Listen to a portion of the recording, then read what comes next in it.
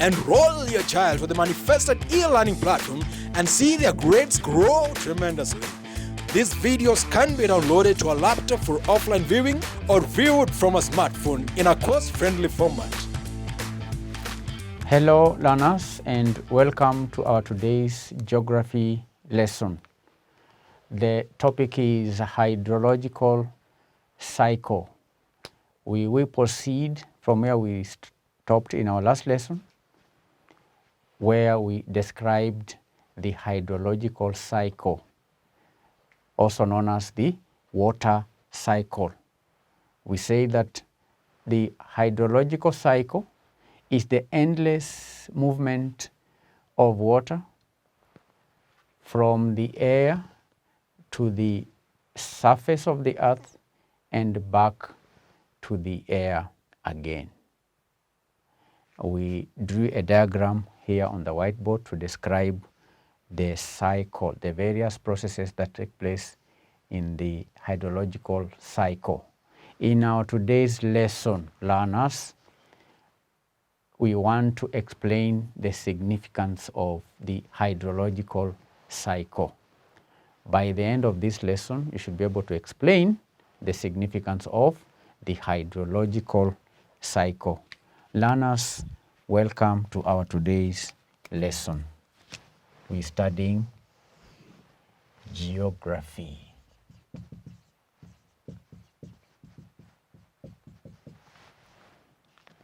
Geo means earth, and graphy from the Greek word means to describe.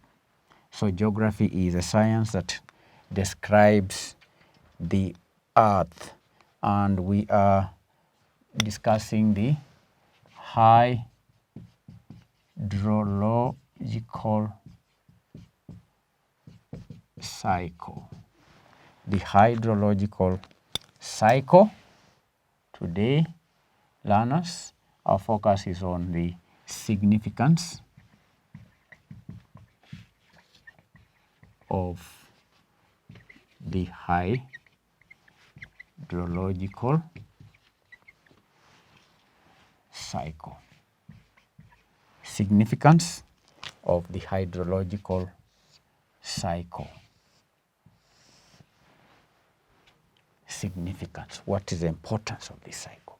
The endless movement of water from the air to the surface and back to the air again. Now, number one, important reason of hydrological cycle, learners, number one, is in relation to balance in the ecological system.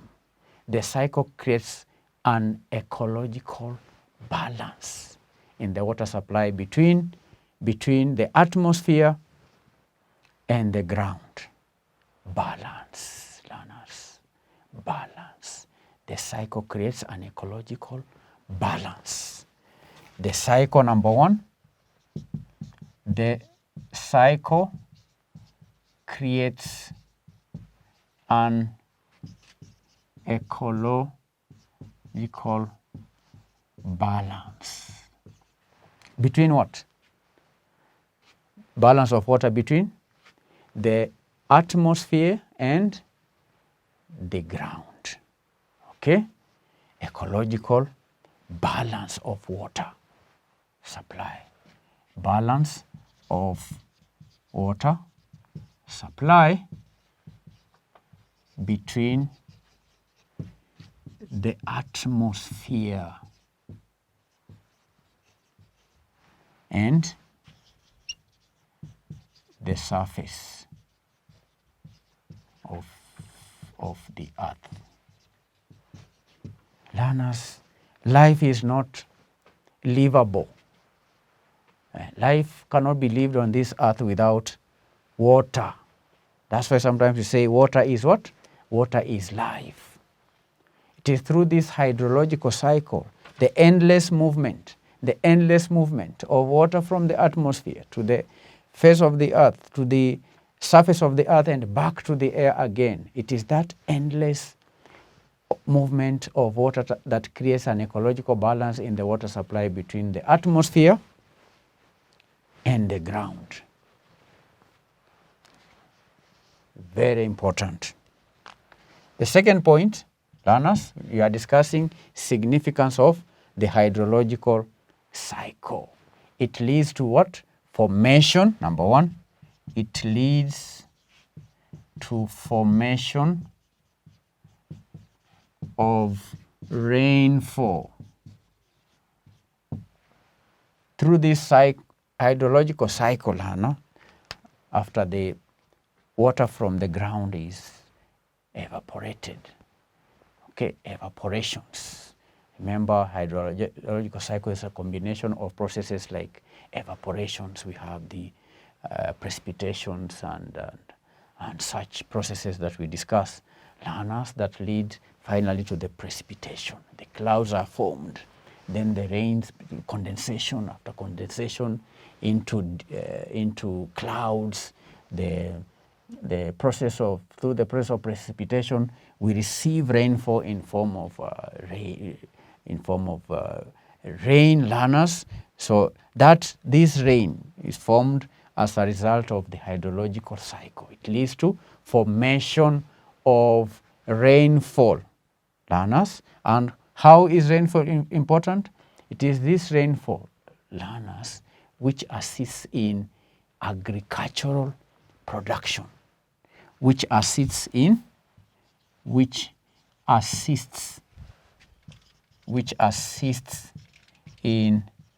agricultural production and vegetation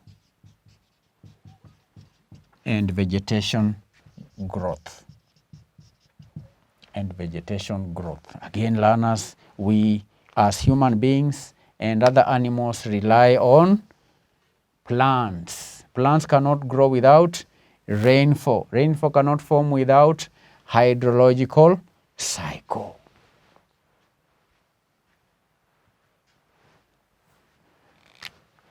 Number 3, it leads to formation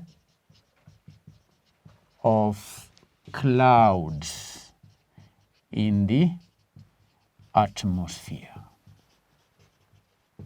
Through hydrological cycle, we get the clouds. The clouds are formed in the atmosphere. All right. Then number 4, it does what? It unites. Hydrological cycle unites the hydrosphere, the atmosphere. It unites the atmosphere, the hydrosphere. Hydrological cycle unites the atmosphere, the hydrosphere, and the Earth's crust, and the Earth's crust, and what? And the Earth's crust. Earth's crust. It unites the atmosphere, the hydrosphere, and the Earth's crust. Earth's crust. Earth's what? Crust. Now, learners, in the atmospheric sector, in the atmospheric sector of the cycle, learners, the water is present mainly in form of water vapor. After the water is heated by the sun, the water that is on the ground, learners, after it is heated by the sun, and after the process of transpiration in plants, okay, water is evaporated, right? And we have what we call water vapor. That is atmosphere. Learners, in the atmospheric sector. Atmospheric sector is in form of water vapor. Water is present in form of water vapor. But in the terrestrial means the earth. In the terrestrial sector, the earth sector, there are two branches. That is the surface water course along the streams, along the rivers, in the lakes, lanas, and also the water that we find in the underground. Lanas, in the terrestrial, that is the earth's crust.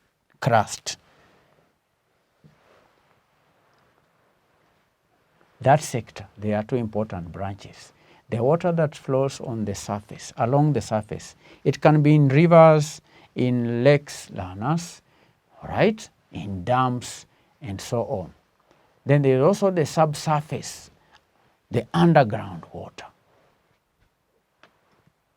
Okay, through the what we call aquifers. Through the aquifers. Through the what? Through the aquifers. Aquifers, lanas.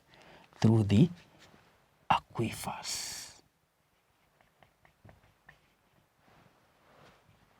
From the word aquatic. Okay, the aquifers, both that normally terminate into the oceans and the sea. The water that runs on the surface, lanas, on the surface of the earth. There are those that we say they infiltrate the earth. Okay, when the rains hits on the ground, pop. We have surface runoff, and then we have the water that seeps in the ground, and through the process of infiltration, we find that water running underground. Underground lanas, that water, the underground water. Finally, lanas, sometimes that water finds itself in lakes or in oceans, the one that runs underground. Then there is that water that runs on the surface, in streams, in rivers, in lakes, lanas. So that is the earth's crust.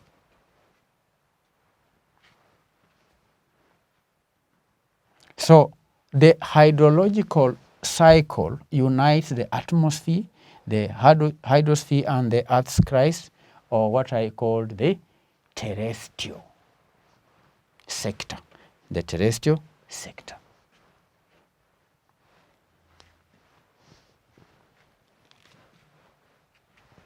All right. Number 5. Moving on, lanas.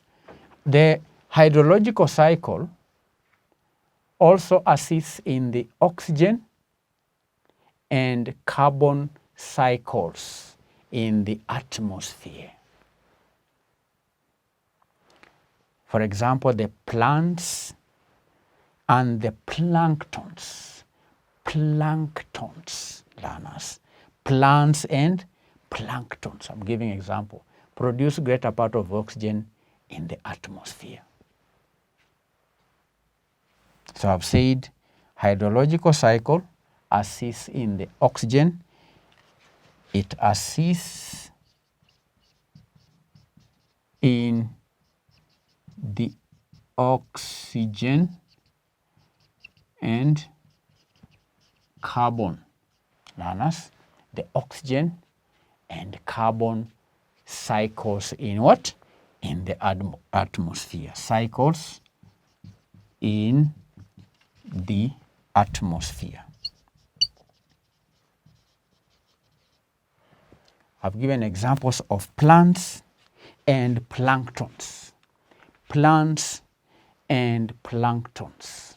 Plants and planktons produce greater part of oxygen in the atmosphere.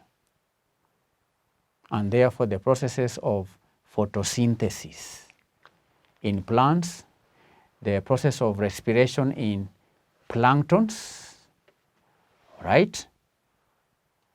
And the the process of oxidation of minerals, and also the organic sediments assist in fixing oxygen, which in turn are released as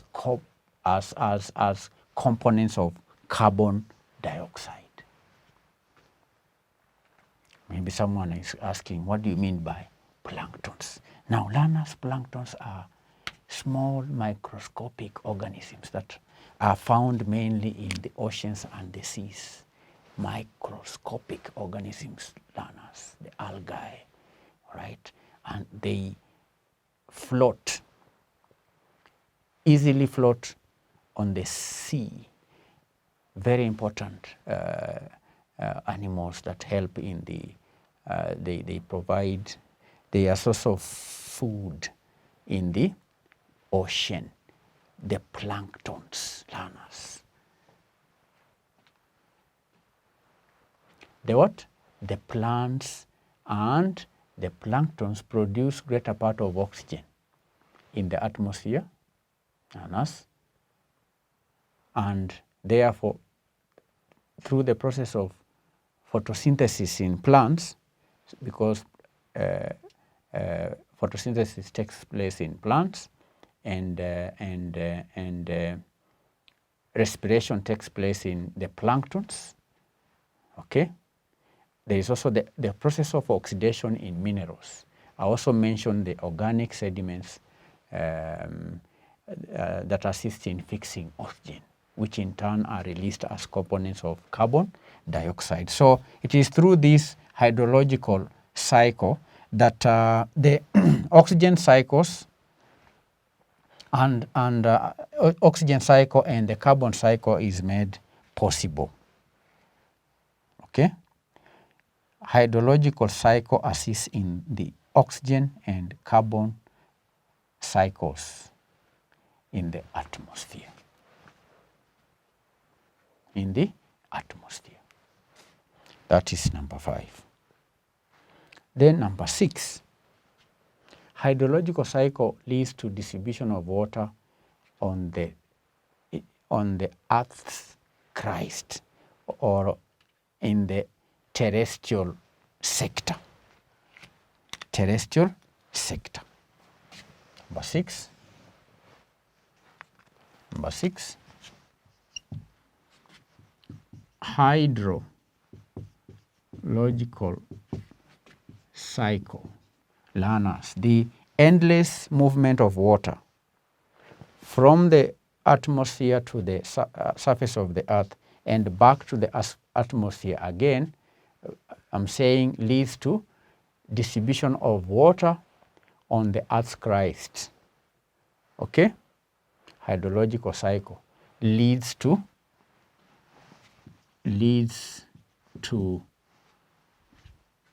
distribution of water on the Earth's crust or the terrestrial sector. The terrestrial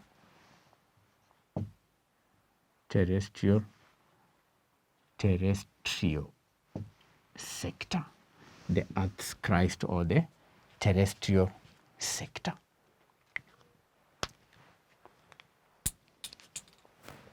Distribution. So water is distributed on the Earth's crust. All right? We may have salty water, which is mainly in the ocean and some seawater. So you may have water in form of the fresh water,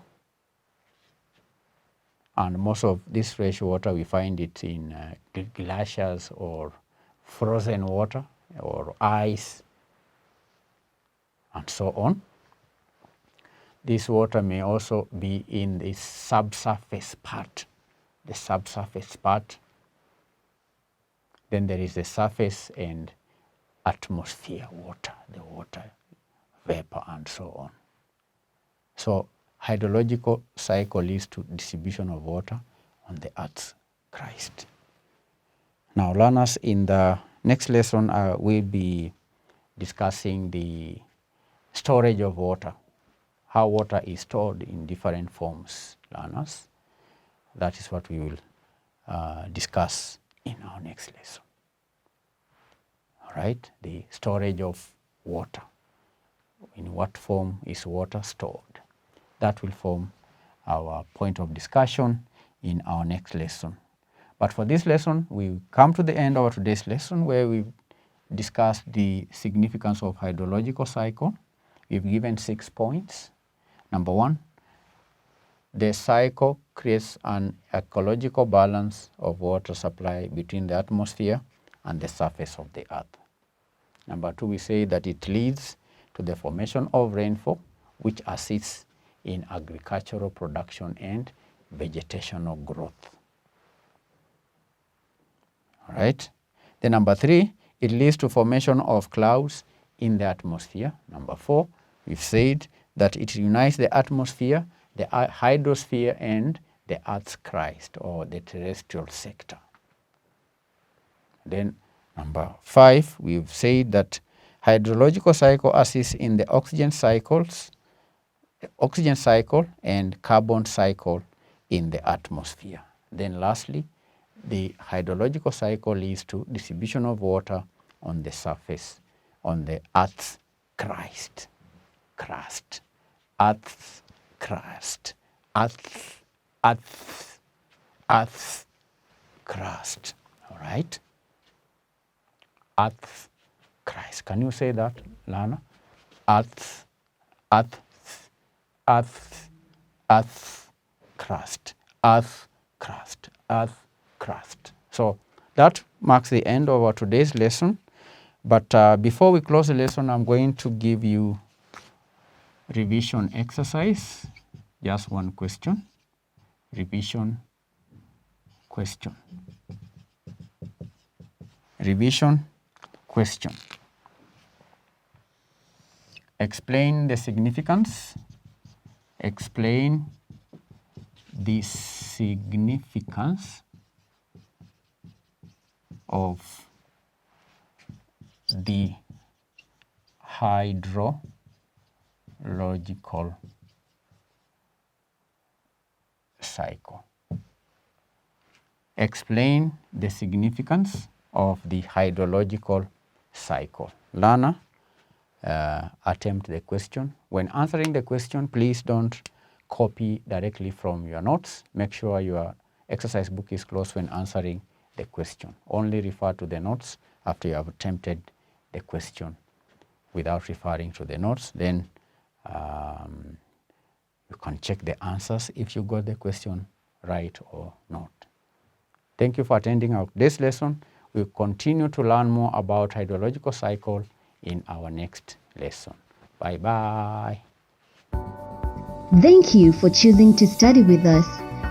For more information, you can call us on 0724 173845.